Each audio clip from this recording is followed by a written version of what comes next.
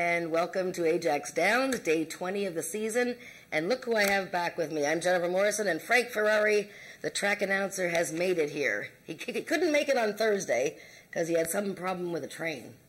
That's correct, Jennifer. Yeah, those things happen. There was a medical emergency. I don't know of what, but I know I couldn't make it. So, unfortunately, but I'm glad to be back this afternoon. Well, that's good, because I know the first day you did this last weekend, you had like, what, 4 or 5 winners? I had actually, because I checked, I said, let me see how I made out, you know, giving the public my opinions. I had 3 winners, 3 exactors, 2 triactors, 2 super boxes. Okay, I didn't want you to actually give me all the stuff that you got there, but okay. Very good. Well, we're going to put you on the spot today for sure. We got 6 races, and I was just going to show you my new shirt here. It's the Ajax Downs Talk Derby to Me shirt, okay? You have to get one of these, because next Sunday is the trials for the Peakov Derby, and those are great races, and then the finals will be later on. And next Sunday is also the Bank of America Challenge. 5 horses set to line up with Country Boy 123, the horse of the year. So next Sunday is the last Sunday of the season for Ajax, and then we go to the next, we race the next day, the Monday, and then it's Mondays right through October. But so next Sunday and Monday are going to be amazing days, Frank. Fantastic. I'm really excited. It's very intriguing to see that those races you just mentioned are probably the richest quarter horse races in Canada.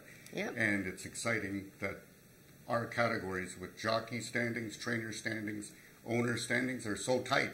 It's like right down to the wire. It's going to be really, really exciting, ladies and gentlemen. Yeah, no, you're absolutely right. No, it's fun to watch. And well, let's get into the handicapping then. Right. 6 races here, and hopefully I'll pick more winners than you. I mean, the first race is a maiden race for 3-year-olds and up. 14,400 is the purse, 350 yards. And in this race, I think we might have gone to the same horse, but I'm thinking that the favorite will end up being Corona's Chrome, a horse that's actually dropping down from a stakes event. He was in the Ajax Derby final, if you can imagine. He qualified for the final by finishing 5th in his trial, and you know, he didn't break all that well in the actual Ajax Derby. He ran respectably. I mean, you know, it was a tough field, obviously. Anyways, he's back with maidens today. This is a beautiful horse, too. You got to take a look at this thing. He's like a copper penny. It's just gorgeous, gorgeous horse. So I think with the drop back to maidens, yeah, so there we are. We've all picked the 5 horse. And I've gone with the 3 for second, Hell, Fire, and Brimstone, who I picked first time out this season in July when he was second. Last time he got smashed around at the start on both sides, and I thought didn't really have a fair chance. So I've gone 5-3. And Frank, what do you think? I totally agree with you on the 5 horse coming out of those much tougher races. In horse racing, Class Relief is a big angle. The 5 fits that category and should not be denied anymore this afternoon. And I went to the 6. He really impressed me last time out. He stumbled at the break. And boy, did he kick in the last 20 yards, and now he's getting an extra 20 yards with a cleaner break. I like the value with the 6 being at 10-1. I see him being just as par as the rest of the field, so that's why I went with 5-6-3. Perfect. Well, it looks good for the first half of the Daily Double.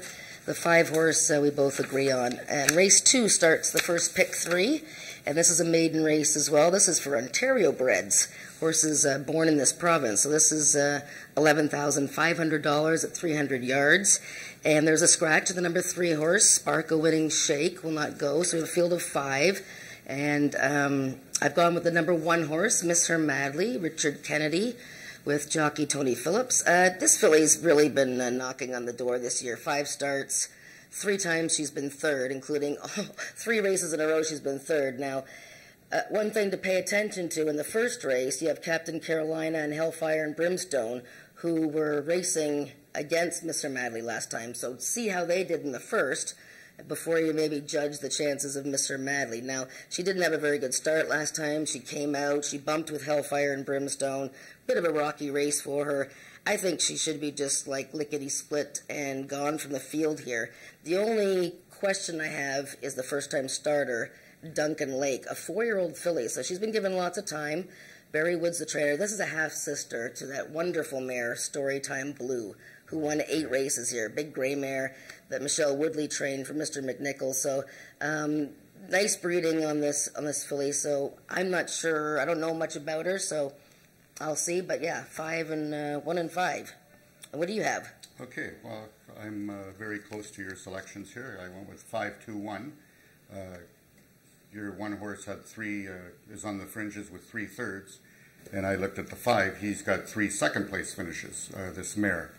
And I don't like when horses start running like 11, 12 times. They're still maidens. It's a negative angle.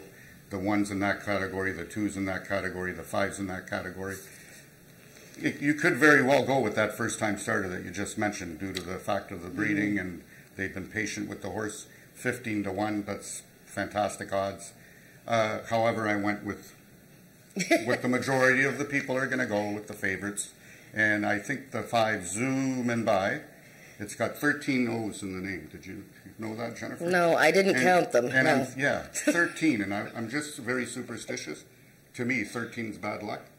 I wonder if they would have put in 12 O's or 14 O's that this horse would have won first time out. That's interesting. I wonder, do they actually know that they made it on purpose, 13? We're going to have to ask Joe about that. That's right. And maybe even Chelsea will know. Look, I know what you're saying. I mean, you ended up picking Zooming By because, I mean, last time she was 2 jumps from winning. That's now, right. mind you, Isa Dexter was sort of dawdling on the lead there, like, yay, I'm winning, and then he sort of slowed down on purpose. She's going to win one of these days, but whether it's going to be today or not, I don't know. The first-time starter is the question mark. And then you have the other horses that have had a... This is a perfect all. Yeah, probably a good idea, yes. All right, so we start the pick 4 on race 3. And this is an allowance race for 3-year-olds and up, non-winners of 2. And this is a 250-yard race, so a lot of these horses are shortening up in distance, so that makes it quite interesting. Now, I didn't pick a horse in this race that I probably should have given some consideration to. First, I'll tell you that I ended up picking the 3, Steel Patriot. And, you know, I just think that this horse is, you know, he's certainly due to win here since he's come from the States. Now, he's been gradually getting longer distances. He finally ran just a huge race last time and just missed. And now he's shortening all the way back up to 250 yards. So I don't really know what to make of that. Is he so sharp now that he's going to be able to handle the cutback in distance? I'm not sure, but I'm leaning towards him. I like the number 6 horse, A Splash of Royalty. He's coming back within a week for Joe Tavares, but he finished really well last time behind a good one named A Game Dasher. But Rain is Eagle, I see everybody else has picked somewhere, and I feel like I missed the boat here. I wasn't paying attention, but Rain is Eagle, the only horse in the race, Frank, with a win at 250 yards, and she might be dangerous coming out of a very tough race. Tell me what you think. Yeah, you're right on once again, Jennifer, with your analyzations of the horses in the field. I made one exception. I like one horse above everyone else. So, I mean, for second and third, I can see anybody in this race come in. But I'm feeling, my gut's telling me that the 2 horse, third time out, which is another positive angle. The horse's usually best race is third time out. With the first two races this year, finished second both times. I think Jesky and Scott Reed, that jockey-trainer combo, she is the program favorite. However, I do agree. This is one of my best bets. It would be a key in my pick 4. Loomis first. Whoa. And I went with a long shot for second because I like, if I take a favorite on top, I usually go to the angle of a long shot for second place. And I went with Miss Doc Hill. Miss Doc Hill at the distance is a second. And I just got a gut feeling, like you mentioned, Reina's Eagle. He was third to Reina's Eagle on June 18th. And I prefer the post position on the outside of the track opposed to the inside. Unless you notice a bias in the first couple races on the inside. Otherwise, I usually always go to the outside horses. And even during the race, the outside angle that I've got, it fools you. Like you think the inside horse won, but the outside horse always gets up in the photo finish. I've gone with 2-5-1. All right, Loomis first for the Scott Reed and Cassandra Jesky combination. Certainly deadly in the last few weeks. We are going to go to Melissa, who's got Zach Kennedy is going to tell us what he does at the track and who he works for. Thank you, Jen. Yes, I am here with Zach Kennedy, a part of the Bryn Robertson team. Zach, tell me a little bit about what you do here at Ajax Downs. So here I work with Bryn and the team and that. So on race days, I'll take care of the horses and get them ready. And lucky enough this year, I've been doing the paddock with them. So it's been a lot of fun doing working with them. They've taught me a lot. Bryn, Carol, Mike, and Jamie and all them. So it's been a fun year with them. And I know that you've been here, what, since 2008? Yeah, I started here at the old track when my uncle brought me over in 2008. So ever since then, but only in the past few years I've actually got involved with actually working with the horses. And this year's been probably the best that we've had. And I know you guys have a couple horses in today's 5th race, a really exciting race at that. It's a part of the QROI overnight series. One of the 2 horses had to be Ivory, is unbeaten and won a little bit earlier in the season with the John Deere Challenge. Since this challenge, you know, how has this horse been holding up and preparing for a day like today? He's been doing pretty good. He's got some works on him at the farm, and he and Express Your Desire, who's here today as well, they both came back just to get them used to being back at the racetrack and the motion, and they worked really well. So they've been kept together. They're happy and healthy right now. They've been quiet in their stall. So they're set for today, and it's going to be good between both of them and everyone else. So it's going to be a fun race. I know last time Express Your Desire ran, there were a couple complications. Tell me what happened. Yeah, so Express decided that that he was going to have a little 2-year-old moment. So he got spooked by the Jumbotron.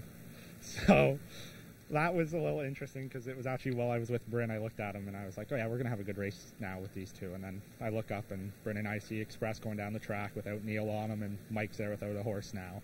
So yeah, he got spooked by that, but he's came back. We've had him here. He's gone to paddock schooling twice, so he's got used to the paddock. So we have no problems with him, and we expect him that he'll be all good today, 100% behaved, hopefully. But they're 2-year-olds, so what can you really expect with them? Well, I'm looking forward to watching this race. Once again, Zach Kennedy, thank you so much for talking to me, and best of luck to you and Bryn today. Thank you. See you guys after the commercial. Exactly.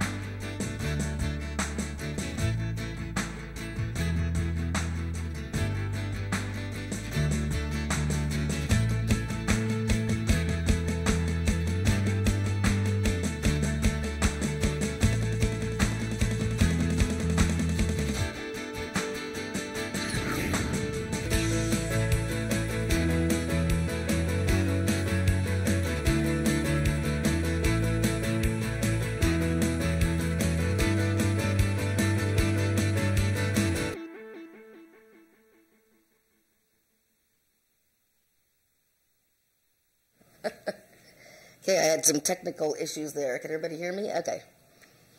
Well, we're back race 4, and we are going to handicap the final pick 3. And this is a really good race. I mean, this could be the feature event, but it's not. But we have Horse of the Year from a couple years ago, Feisty Icon in the field. We have a scratch of the number 3 horse. Angel's Baby T&T is scratched, so that leaves us with a field of 5. And I say Feisty Icon is going to be a heavy favorite. off of his first win of the season. You know, here's a guy that is just, you know, he's a wonderful horse. He's won 10 of 21. 2 starts ago, he had a terrible start from the gate. We won quite easily last time, beat a horse by the name of Country's Coming Back, who came back and won. So, I don't know, Frank, can you beat Feisty Icon or what? I don't believe so. I've selected Feisty Icon, the former horse of the year also. I think he's coming into form, and this is his time of the year. And look for a 2 or 3 race win streak starting today for his second win in succession, Feisty Icon. But I do feel it's wide open for second place. You could use any of the other horses for your exactor, but definitely 5 is my key. And then I've selected on the outside of the track again, number 6, It's All About Ramblin', and went to the rail for 3rd place with Pegaso's 1 under par.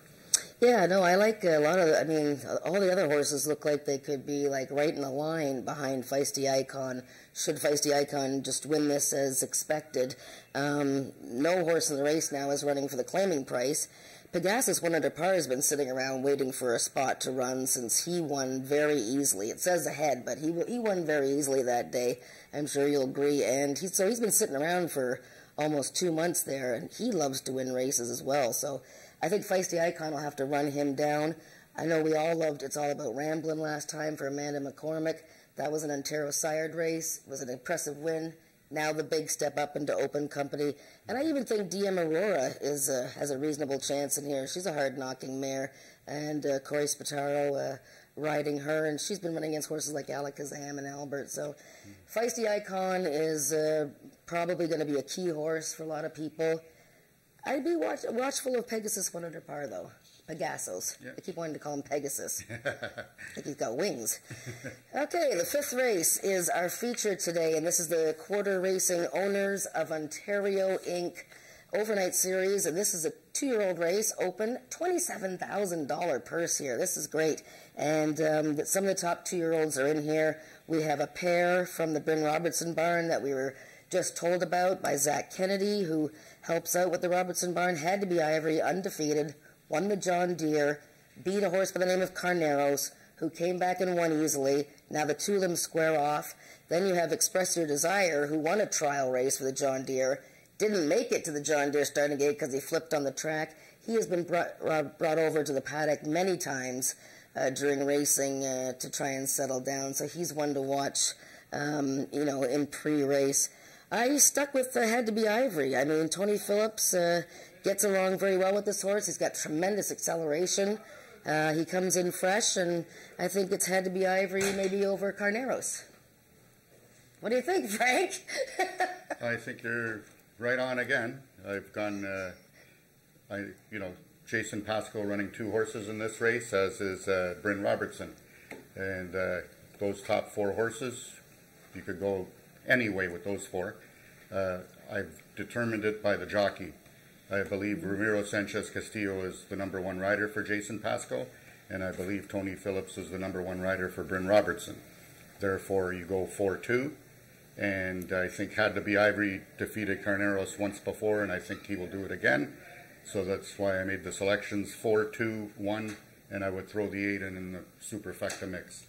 There you go, yeah. No, I mean, I think that's pretty much cut and dried. Again, they're 2-year-olds, so anything can happen. They're still learning the game. Make sure you look at them in the paddock. And, you know, and these 2 Bryn Robertson horses, especially Had to be Ivory, they're really big 2-year-olds, so I think they still have some growing to do. And we will wrap it up with race 6, and hopefully you're alive in the pick 4 going into race 6. This is an allowance race for Ontario-bred 3-year-olds and up. Non-winners of 2 for a purse of $13,000. I had a bit of a tricky time with this race. I liked quite a few horses. I think Grabbin' Awards has a chance. I ended up picking the 1 It Takes 2 to Tango for Carol McIntyre. He was even money last time and was 3rd, but he broke outwards, and then he came in, bumped with another horse, and then once he got sorted out, he finished very well. It was a close finish that day. Didi's winner was a bit of a long shot winner, but I think it takes 2 to tango. If he's got a, you know, more of a straight exit from the gate, I think he could win this. And I also picked Kind of Like a Love Song, who's obviously a horse that has been 2nd and 3rd a lot more than anything else, but She's a pretty honest sort, so I went 1-2. What do you think, Frank? This was a very difficult race, and I went against my outside of the track selections, like 5-6. For this race, for some reason, I went to the inside, and I took Ramiro Sanchez Castillo to win the finale.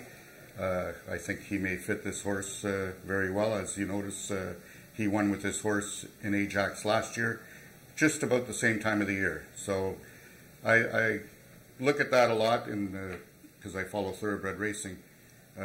Horses don't particularly run well in the summertime, but they excel in the fall. And I think this one horse fits that picture.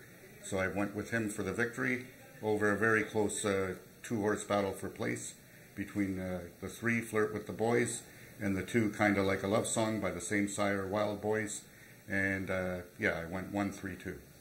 Yeah, I think we were all on the inside there for sure. I know Doug picked Grabbin Awards, who also merits a bit of a look. Yeah, he's off slow last time, but hopefully you're alive in the pick 4 going into that race, and you have good luck with your selections today. We got to let Frank get upstairs and do the changes, give us the overweights and all that stuff, and don't forget to get your Ajax t-shirts and get ready for next weekend too, and we'll see you out at the paddock for the rest of the afternoon. Thanks, Frank.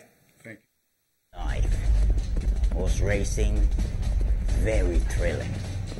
Horse racing, the speed, be as one with the animal, nothing on earth, on the planet like it. Back in the summer of '69, Ajax Downs opened its doors. It all started when the Peacock family, already big into horse racing, felt a racetrack was the perfect recreational use of their property.